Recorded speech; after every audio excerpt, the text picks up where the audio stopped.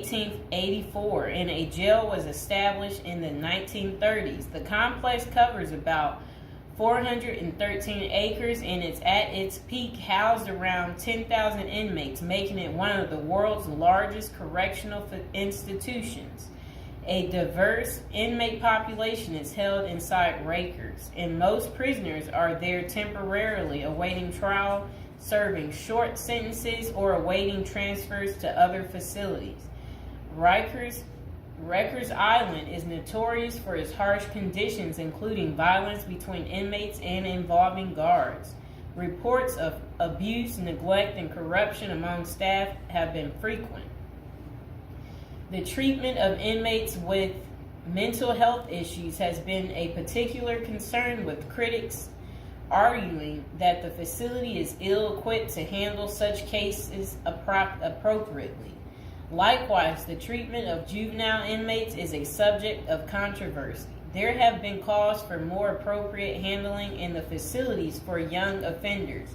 Numerous lawsuits and human rights investigations have targeted the conditions at Rikers Island, often focusing on issues like solitary confinement, the use of force by guards, and the prolonged detention of inmates awaiting trial. Now would be a good time to like the video, to subscribe. And are you guys enjoying the prison series? Do you like hearing about all the different prisons, learning with me together? If so, go ahead and comment below. So, when visiting Rikers, journalists and prison reforms discovered temporary holding cells described as covered with rotten food, urine, and feces and blood. Inmates were using plastic sheets for blankets and cardboard boxes for beds.